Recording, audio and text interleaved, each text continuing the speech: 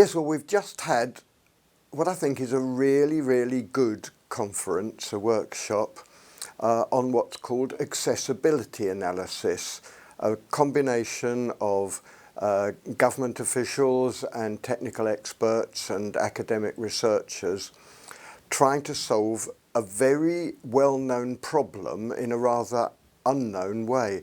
The problem is that we've somehow landed ourselves up in a situation where we're putting too much money into providing newly built roads, mostly for car use, which haven't really delivered the advantages that were promised for them.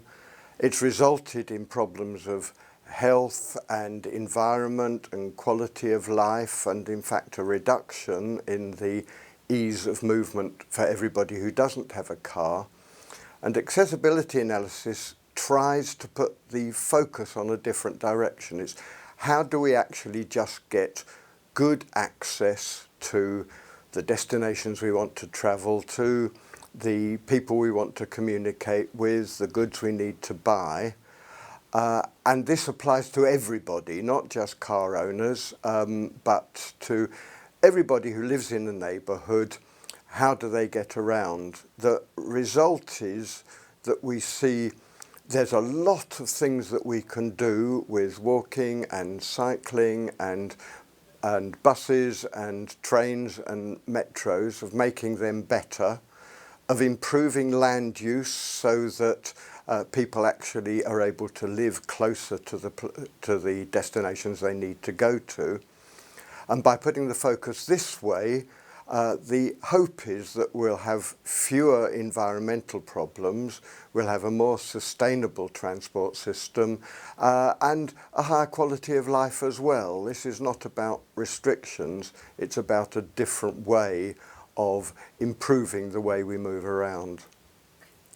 So the problem is, how do we construct methods of analysis, methods of gathering data and information to bridge this gap in a way which puts the emphasis on the ordinary needs of individuals, all individuals, not only the car owners, and in a way which gives good, useful policy information and advice to local and national government politicians and their advisors. We think we can do that. We've got a report which we're going to write on how to bridge the gap between the old methods, which were largely about making calculations of how much travel time was saved, and the new methods which will rely on having a better understanding of the way in which access to destinations fits into people's everyday life and what we need to do to improve it. And this will involve at one extreme using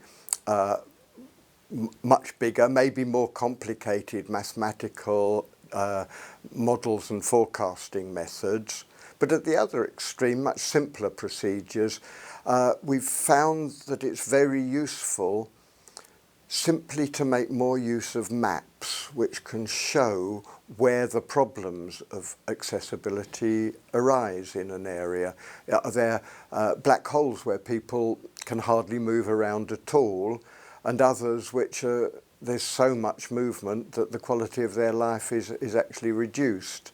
And a good way of doing that is simply to put the results of the analytical work into a map format, sit round a table and try and work out, well, what's going on in a city or in a street or in a region?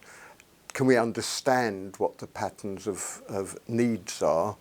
Can we do it in a way which is fairer to all groups of the community, which doesn't give the best transport facilities to the richest people, but gives a basic quality of accessibility and movement to everybody? And there's a lot of feeling that this is the right thing to do in a context where we know there are big problems of health and of environment and of safety and of quality of life that simply won't be solved if we